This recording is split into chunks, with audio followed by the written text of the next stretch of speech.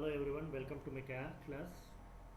Today we are going to discuss an interesting topic for the discussion, that is principles of diffusion in biological system.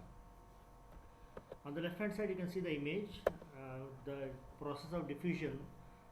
They have given that the movement of particles from high to lower concentration. The image left side indicating that the particles are moving from high range to lower concentration. The arrow mark indicating the process of diffusion, high concentration, movement to low concentration, diffused eventually, means totally equally they are distributed, and we are calling it as a diffusion. The drug has been diffused. The molecules, red color indicating the dots, molecules, that is dye molecules, and the blue color indicating it is the water. And welcome to the class. Myself Dr. Zakir Hussain, Associate Professor, Department of Pharmaceutics, Keilor College of Pharmacy. Going to the discussion, let us see the definition for the diffusion. What is actually diffusion? The diffusion is a movement of a substance, any substance which is in solid form, from an area of higher concentration to an area of lower concentration. The movement of a particles from the region of high concentration to lower concentration. In simple words, we are calling it as a diffusion. If you go again in depth of the subject, diffusion happens in liquids. It can occur in the liquids and gases because their particles will move randomly. Randomly means they are not moving equally in same direction. They will move randomly from one place to another place. So the diffusion is an important process for living things. It is how the substance move in and out of the cell. So this is what we can say the definition of the diffusion. Diffusion can be defined by this way. Move to the next slide. So we can see some of the general characteristics of the diffusion. What are the characteristics of diffusion? If you see here, the first characteristics of the diffusion, it is a fast and spontaneous process. Though the process of diffusion is very fast and rapid, it will occur. When occurring across a biological membrane, it is a type of passive transport. So we know the transport are of two types, active transport and passive transport, whereas the diffusion is a passive transport. It requires no energy expenditure. Here energy expenditure is not required. Then what does it require? It requires only the concentration gradient. Concentration difference is required. When there is two concentrations of different proportion, high and low concentration, the particles will automatically, it will move from high concentration to lower concentration. It depends upon the interaction between the diffusing material and the medium in which the diffusion occurs. So let's repeat once again. It depends upon where it is depending. It depending upon the interaction between the diffusing material. Diffusing material means, example for saying the diffusion is going to be occurs in the solid particles. The particles are going to be diffused from solute to solvent. So that is the they are saying interaction between material. Interaction between the diffusing material. Diffusing material here is the two materials which are kept in contact with each other. When their concentrations are different, then the particles will move from a region from higher concentration to lower concentration. And the medium we are calling it as a water, in which the diffusion occurs, right? It continues until the concentration of the molecule becomes even throughout the region, or equilibrium is reached. We can say the equilibrium. When the equilibrium reaches, when the concentration on both sides of the samples will become same concentration, then we can say the equilibrium has been reached. This takes place only when the diffusing material on both sides of the concentration gradient is fully or partially miscible. So there is a condition that on both sides of the material, it should be totally having the same concentration. It will fulfill the concentration on either side. Then only we can say the diffusion process has been completed. The diffusion of any one material is independent of the diffusion of any other substance. Next slide. So here is a flowchart. So by this flowchart we can try to understand what is the process of diffusion and how the particles are going to be moving from one concentration to another concentration.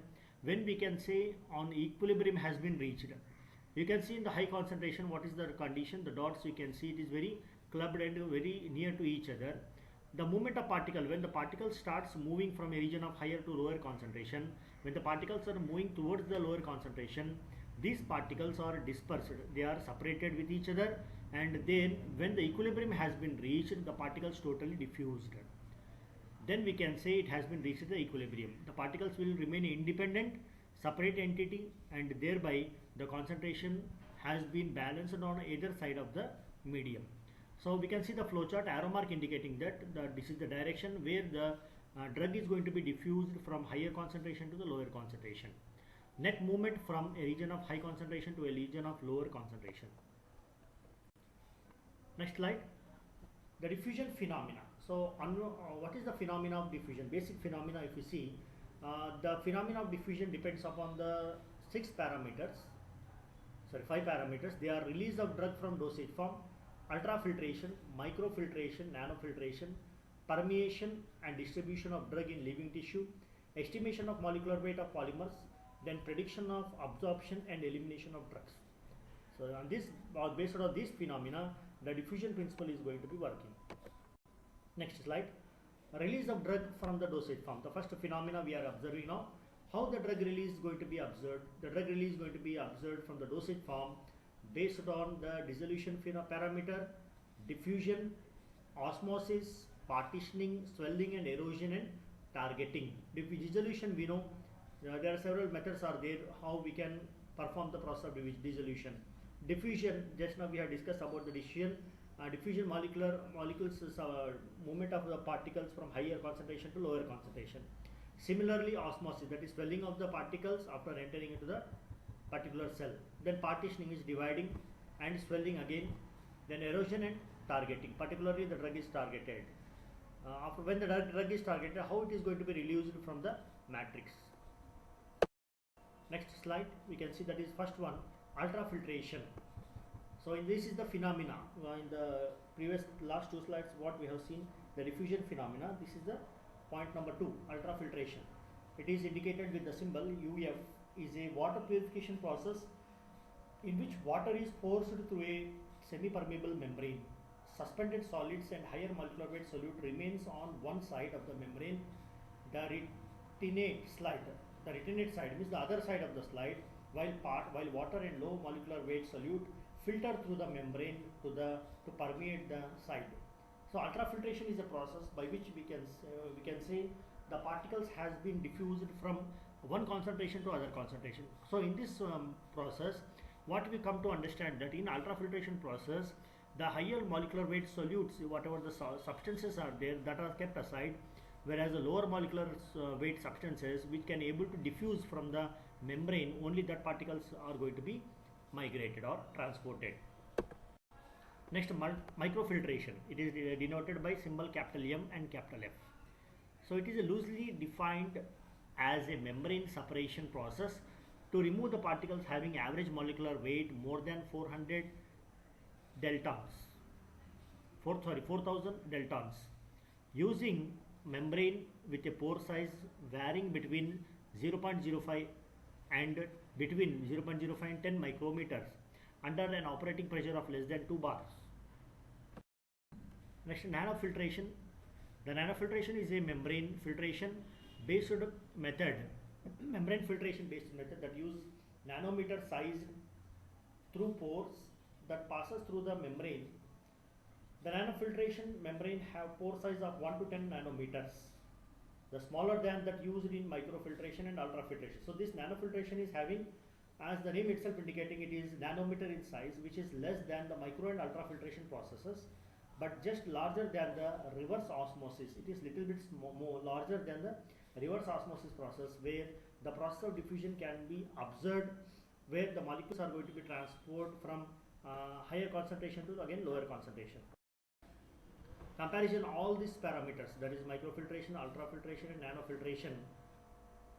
You can see here this comparison. So water is going to be membrane process characteristics. Microfiltration, we can see water, monovalent ions, multivalent ions and viruses are going to be entered, whereas bacteria and solid suspends are not going to be penetrated inside.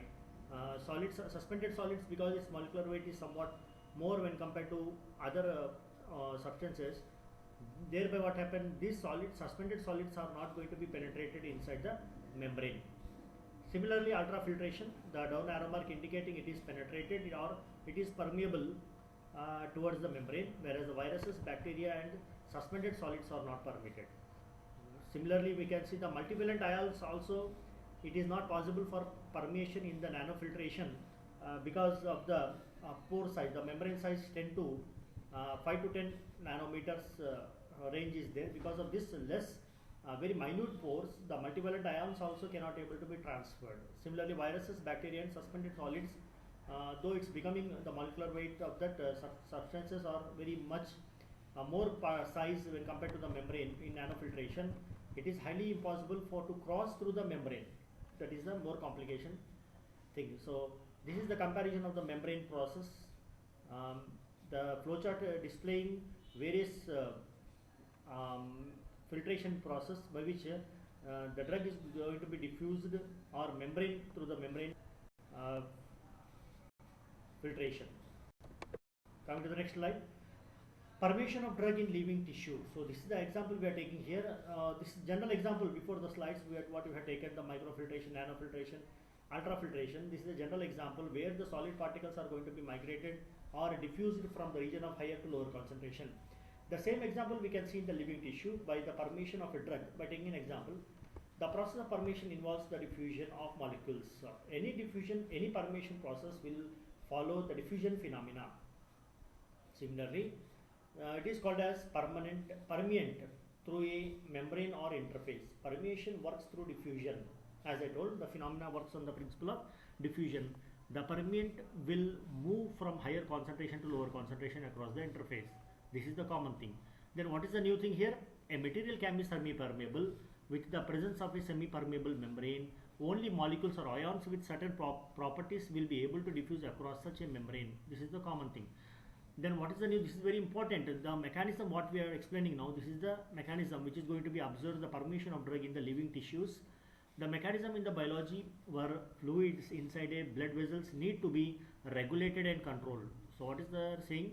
It is very important mechanism in biology. What is the important mechanism? The mechanism is that the fluids inside the blood vessels need to be regulated and controlled. It should be regulated and controlled. When it is regulated and controlled, when there is a transfer of the ions or the controlling system, the controlling particles are there which is entering inside the blood, then it has to be regulate the body fluids. It has to be control the body fluids, so that what happens, the permeation can occur through most material including such as metals, ceramic and polymers. These things has to be entered into the cell. Why it has to be entered into the cell? It has to be entered into the cell because there only it will regulate the body fluids. It will control the body fluids. Thereby, the important mechanism is going to be observed. Now, permeation can occur through the most material including metals is all said. However, the permeability of metals is such lower than that of ceramic and polymers due to their crystal structure and porosity. Permeability is not possible for this type of materials because of their crystal structure as well as porosity, because they are high molecular weight substance.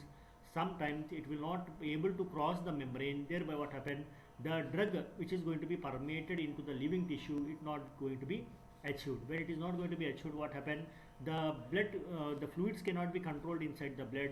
Thereby we are going to observe several complications inside the body. To achieve this, what we need to do here?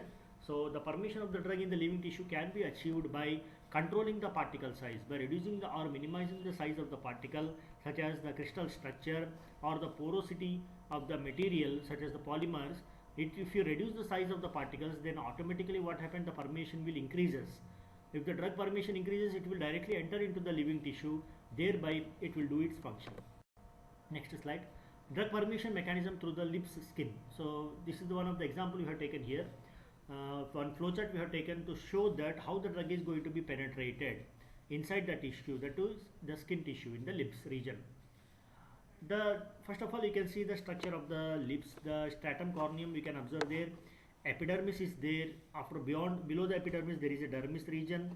Again in the dermis, below the dermis, that is subdermal tissues are available where the blood circulation is going to be observed. Now the drug what we are administered giving to the patient, it has to be cross all these barriers. After crossing all these barriers or membranes, finally it reaches to the blood circulation. If we see the different mechanism of transportation of the drug permeation, first we can say paracellular or intracellular. Intracellular means between the cells, where the drug reaches to the capillary network. From the capillary network, the drug will enter into the blood circulation. If you see the first on the right hand side of the image, if you see the para intracellular, when we are administered the drug, it crosses the stratum corneum. After stratum corneum, it reaches into the epidermis. After reaching the epidermis, so it is passing into the capillary network, means where the blood capillaries are going to be observed. After once the drug reaches to the blood capillary network, the drug will not remain stable there. It will move forward. It will move forward and reaches and enters into the bloodstream where the blood is going to be circulated. After entering into the bloodstream, the drug will be targeted to that particular area where the drug is actually needed or required. The next method we can see appendageal method. So in this method, we cannot found that the drug has been entering into the blood capillary network. Why? Because there is a obstruction we can observing here. There is hair follicle or sweat duct is available. Because of this area, because of these sweat ducts, hair follicles, the drug cannot be reached into the bloodstream because there is an obstruction. Because of this obstruction, the drug what we have administered, it will not go into and reaching into the bloodstream. Next, coming to the third mechanism, that is transcellular or intracellular.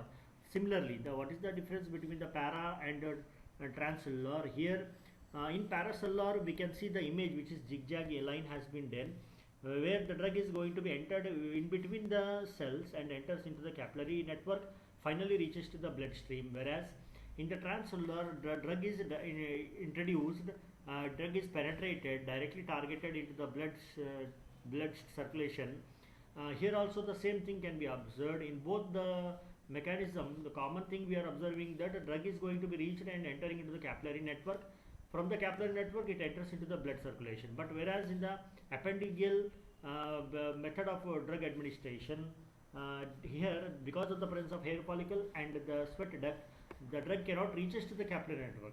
If the drug is not reaching to the capillary network, the drug cannot enter into the blood circulation. There it is becoming a problem for the blood for the drug to enter. So what may be the reason? The reason for this one, we can say because of the drug is not going to be diffused properly, or there is an obstruction where the drug has been deposited there only, it is not entering there. So to avoid, we have to avoid such methods, and we have to adopt any paracellular or intracellular mechanism, transcellular mechanism, so that the drug can reach directly into the circulation. Distribution of drug in the living tissue.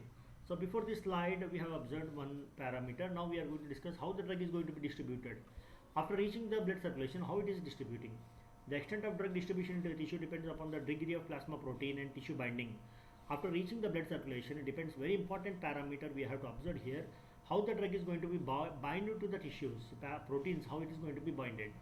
In the bloodstream, drugs are transported partially in the solution as free or unbound drug and partially reversible bound to blood components such as plasma protein and blood cells.